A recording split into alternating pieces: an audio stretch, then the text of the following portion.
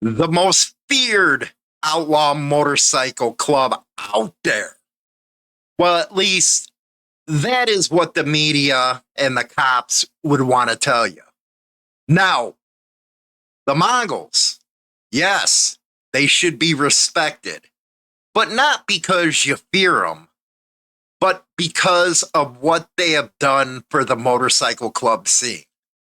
I honestly do not know any other club that has done more for motorcycle club profiling, fighting for the rights to everybody to wear a patch.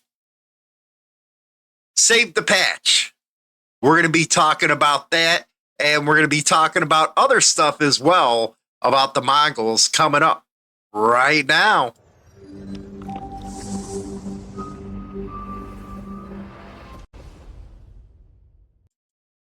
One of the reasons why I wanted to do this is because you have all kinds of publications like Slash Gear that just pull stuff out of the air when it comes to MCs, and they put this ridiculous stuff out there.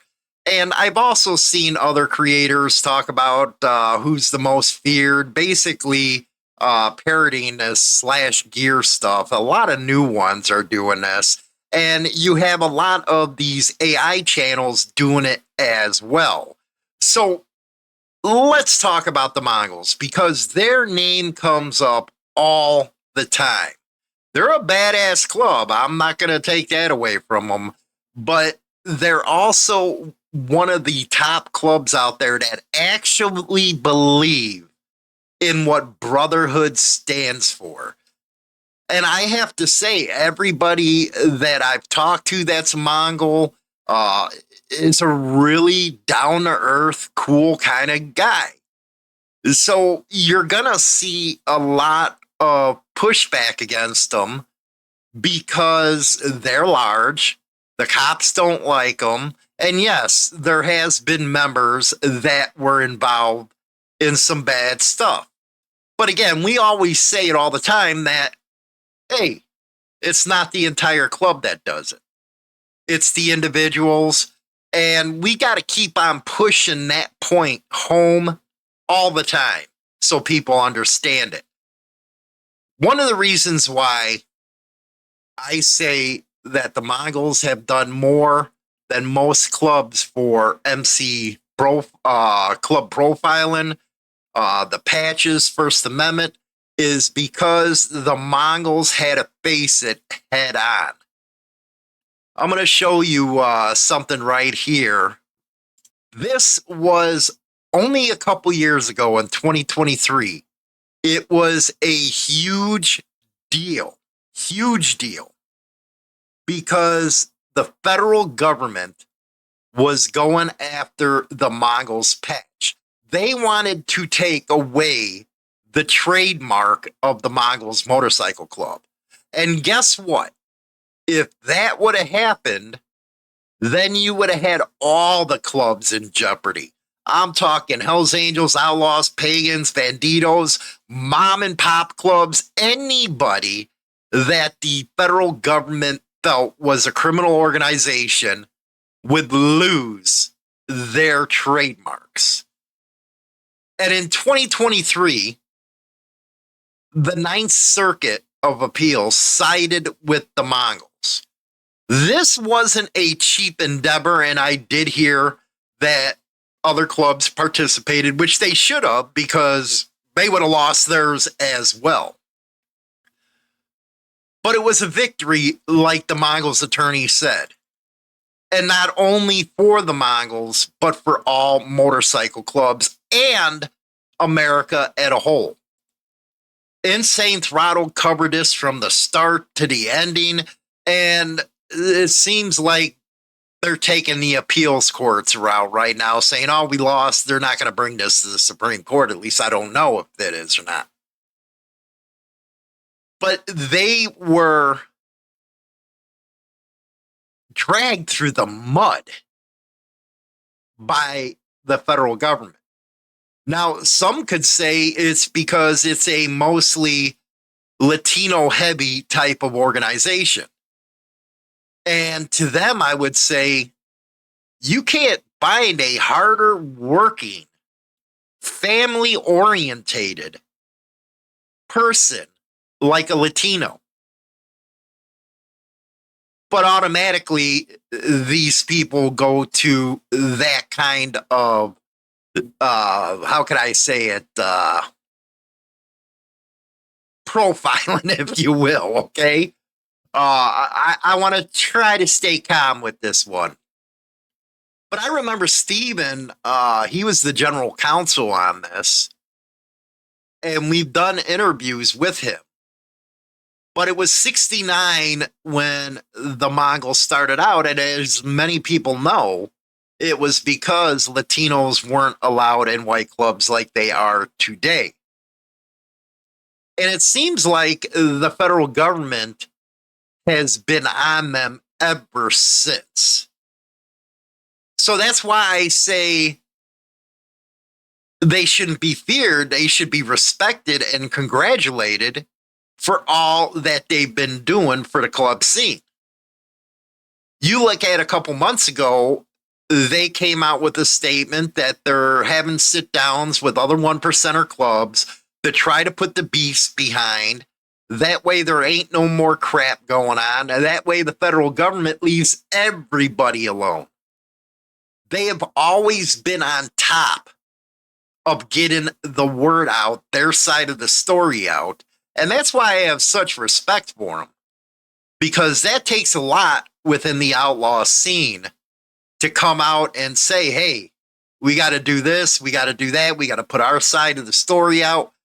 That way, citizens don't fear them, or other clubs don't fear them. They're a club that you just sit down and talk with. This ain't no cartel stuff. This ain't no mob stuff, if you know what I mean. It is so bad with the federal government that even the National Library of Medicine puts stuff out on outlaw clubs.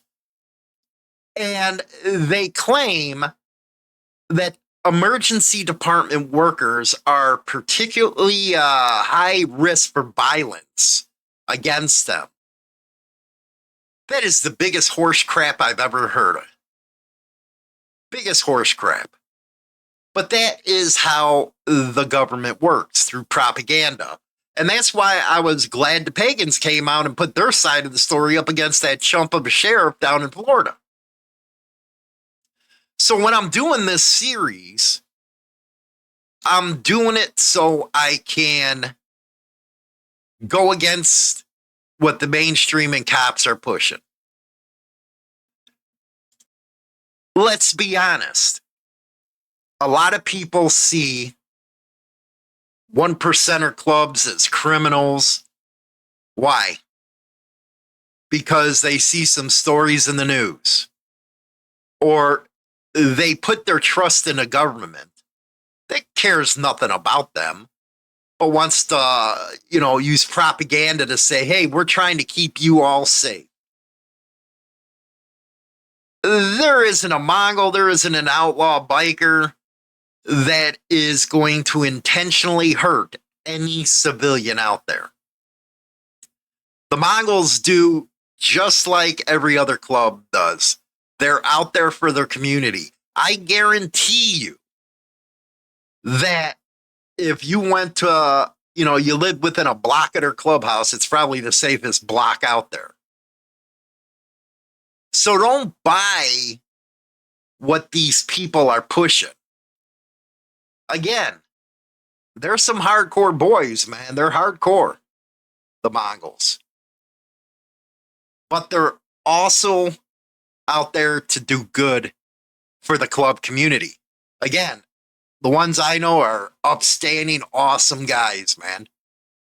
You'd have a disagreement, talk with them, and by the end of the day, you're freaking having a beer. That's what it's all about.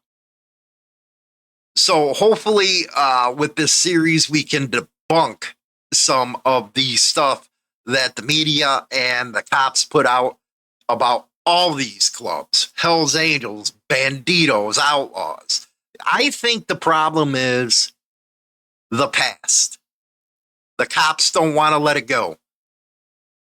And if you look at some of the stuff that did happen in the past, look at the time in America that it happened, like the 60s or the 70s. It was a real bad time in America, and society replicated that bad time.